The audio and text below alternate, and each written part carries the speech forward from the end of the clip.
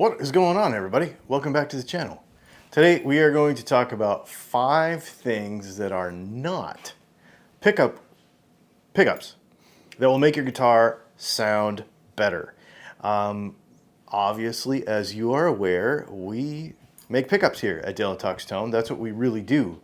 But when you want to get the most out of your guitar, it's not just about jumping straight to pickups. You could put a brand new set of pickups in your guitar and miss a couple of very important things. Conversely, if you can't quite afford pickups right now, there's a couple of things that you might be able to do to make your guitar sound better. So that's what we're going to get into today. Before we get started, I just want to say thank you to my Patreon supporters. You can join right down there. Everybody that supports DylanTalksTone.com and buys pickups, you can scan the little thing on the screen wherever I put it right here, and you can go straight to Dylan Talks Tone. These are our DAFs, our exclusive Challenger. This guitar and these pickups are available at the website, so check that out. We don't really have sponsors, so I just mentioned that stuff off the rip. So let's talk about 5 things that you can do to your guitar that'll improve the tone, that have nothing to do. Well, they don't have nothing to do with the pickups, but they are not the pickups. First of all, let's get the first 2 out of the way. That is the common internet trope, and everybody's going to jump in the comments before they even watch the video and say, practice, duh, okay? And the other thing is guitar setup. So we'll talk about some things related to guitar setup, but make sure that when you buy a new guitar or a used guitar or whatever, you come into possession of a guitar, that you have it set up for your specs. It's not just going to come from the factory completely set up. Typically, when you buy a guitar and it comes from Sweetwater or wherever, there's going to be like an industry there's going to be a manufacturer setup on it, more or less. So the string height on a Telecaster, for example, is like 2 millimeters, which to me is too high.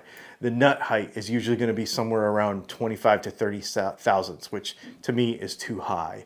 So but they do that on purpose because they want people to be able to have the nut material to set it up how they want, and etc. So just understand that you're going to have to set up your guitar and you're going to have to practice. Let's get those 2 things out of the way, okay? So what we're going to do is we're going to work our way to the pickups from away from the guitar to the guitar. So we're going to start actually with the cable. Now, a lot of folks don't think about the fact that the cable is actually part of the guitar circuit, okay? So we think of our guitar ending at the output jack right here, but it doesn't. The cable is actually robbing signal all the way to the amp, okay? And when we say to the amp, what we mean is the very first amplifier that it reaches. That could be a buffered input on a tuner. That could be the first overdrive pedal that you always leave on, or a compressor, or etc. But the first amplifier that it gets to, boost, compressor, tuner with a buffer in it, etc. First buffered input. It's constantly robbing signal from the guitar because over distance, this happens based on capacitive loss. We could do a whole nother video specifically, and we have done, on capacitive loss in a cable. It typically starts to happen between 15 and 20 feet. So if you have a 15-footer or a 20-footer, this is when you really start to notice the quality of the cable. The cable that we use, these are Runway audio cables. We have a signature Runway audio cable that's available on the website that you buy only from us. And they have a bunch of other products too. But you buy that from us and they ship it. They make it and ship it. And it's got our logo on it. It's pretty cool. And it's a premium cable. What I would tell you is if you go from a regular off-the-shelf kind of cheap cable and then you go to this thing, it's going to feel like you had like saran wrap around your amp and it just like freed it up. It's really, really cool. Not everybody's going to notice that, but for those of you that with a more discerning ear, or the nicer pickups you have, the more you're going to notice it. So if you buy premium pickups like this, put them in a guitar, use a cheap cable, and then get a good cable, it's just going to get that much better. It really does make a difference, okay? Next, let's go into the guitar. So let's talk about our tone circuit. So when we're playing our tone circuit, let's see. Let's go to our neck pickup.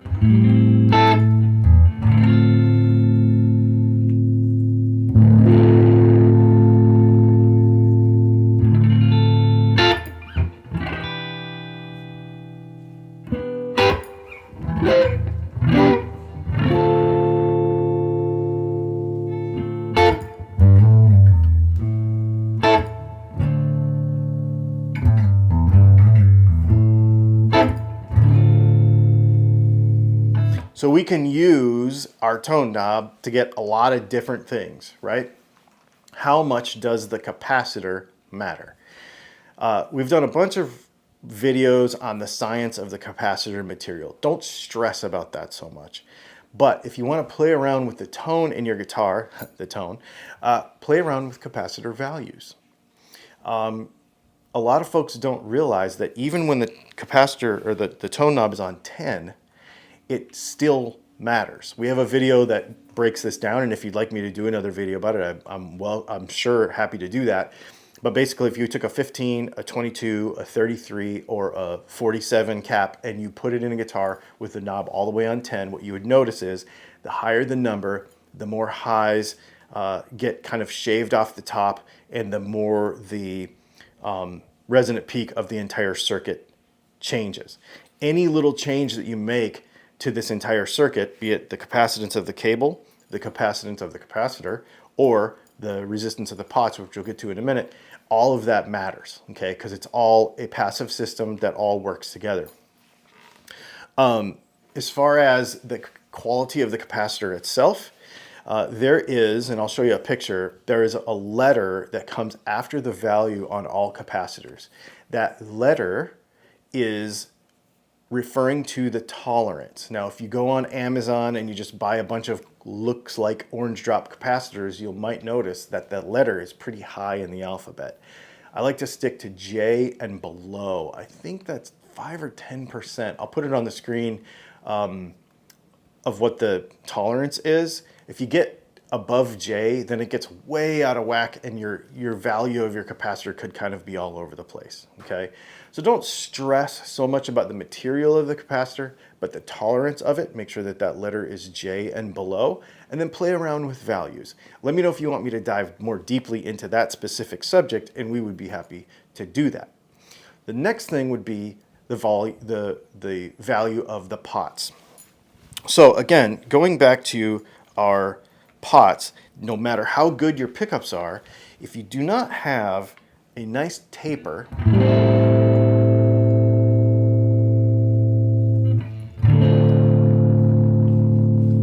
whoops, wrong pickup, there we go.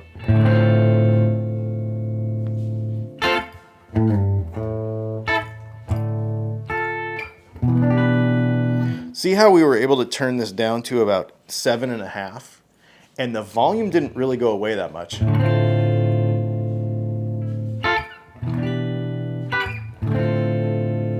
A combination between good pickups and a good taper on a volume pot will give you a lot more versatility with the guitar. We've all had those volume pots that like you turn it down and then it doesn't really do anything, and it's like a switch, right? That's not desirable. So having a nice taper on the pot is pretty sweet, and it makes it to where you have, like I said, a lot more available. So like on this neck pickup right here, now down to about 8.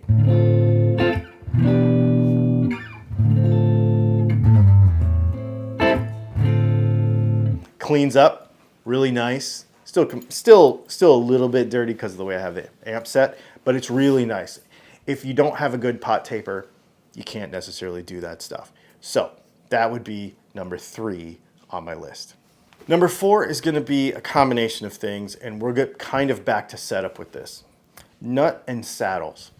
The way an electric guitar works is when you strike the string moves within the magnetic field of the pickups, right?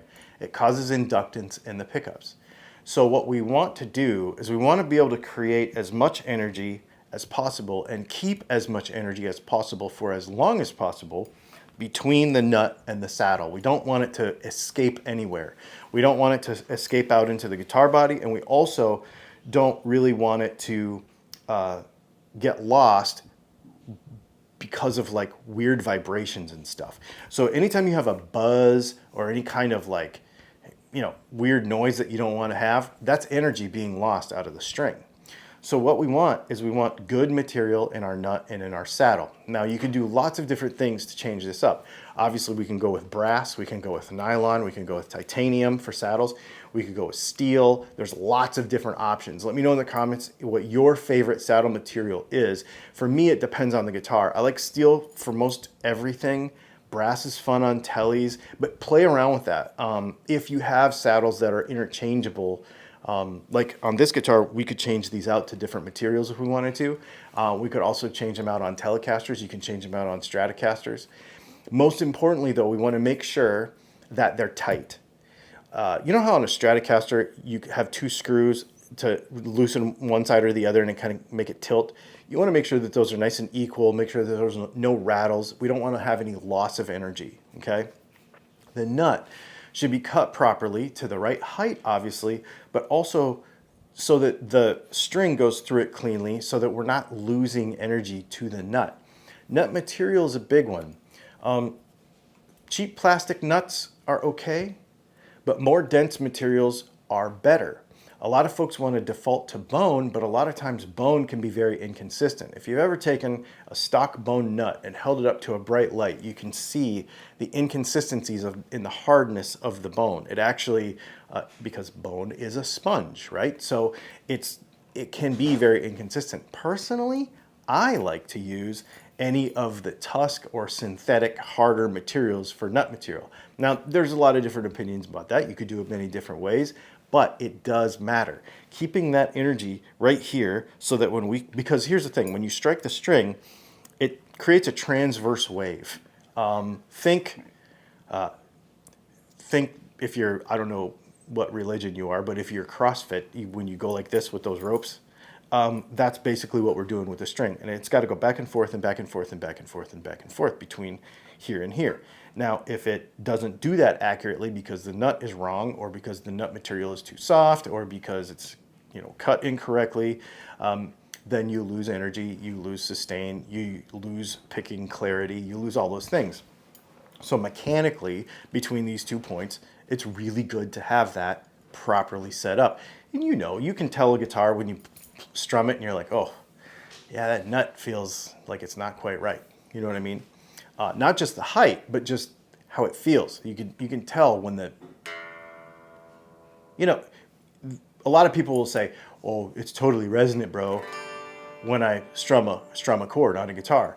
But that probably has a lot to do with the nut and the saddle. If those are done properly, you're going to really feel that. That's the first stage for those. It's the first place for those to be. Okay, number 5. Let's talk strings. Strings is a big one. Strings completely change, and this is kind of all-encompassing. Whoops. This is all-encompassing because the material of the strings can affect electrically how they behave on the guitar. So if you have nickel, or if you have some sort of blend, some sort of alloy of string, well, they're all alloys, but pure nickel versus the nickel stainless sort of blends, like there's various different blends of that, right? So now if you change up that could sound different because it sounds different with the magnetic field of the pickups, right? The other thing is obviously tension. When we get into setup and practice, we will find that our tone will change based on how we interact with the neck of the guitar based on the tension of the strings. So this can vary between brands. If you are a brand junkie and you've only used X or Y brand for many, many years, try getting 3 or 4 sets of strings from different brands, maybe of the same weight, and try them for a week at a time and go through that so that you can decide, oh, is the thing that I've been doing for all these years actually the best thing anymore? Because alloys have changed, construction methods have changed, strings are way better than they used to be, and they're way more consistent. So check out that because it will also, it all encompasses everything. It helps you nail down your setup. It helps you nail down your playing style. And it also can make a difference between electrically on the guitar as well. It's kind of an all three thing. And strings are the easiest one of this 5 probably to change. Now the reason we want to talk about this is 2. We talked about it at the beginning a little bit, but 2 reasons. 1, I want you to make sure that you're getting the best out of your guitar as it is now. A lot of times you can make these little improvements and even just strings and a setup, and your guitar will sound much, much better. So kind of prioritize these things in your mind with what you have available, the funds you have available, and the time and knowledge that you have available to get the most out of the guitar that you already have. The other thing is that if you do purchase pickups from us or from anybody else, we want to make sure that you're getting the best out of that purchase. If you've made that investment, it could be quite the investment for some guitars and for some brands and various things like that. You want to make sure that you're getting the most out of it. If you put a good set of pickups in it, but you're using a $20 cable, are you getting the best? If you put a good set of pickups in it and you've got cheap pots in it with no taper that doesn't really get the most out of the pickups, are you getting the best out of it, right? So do those in stages if you like, do it in a different order than you like, but think about those 5 things that you would do besides pickups to get the most out of your guitar. You guys, it's been super fun. I'm gonna leave a link to everything that we talked about in the description. Pots, caps, strings, everything. I'm gonna leave a link to it in the description, and you can check it out. You can go to Dylan Talks Tone. You can check out the pickups there. You can check out this guitar there, actually. All of those things. And thanks for hanging out. Like and subscribe. Do all the stuff. And we'll see you in the next video.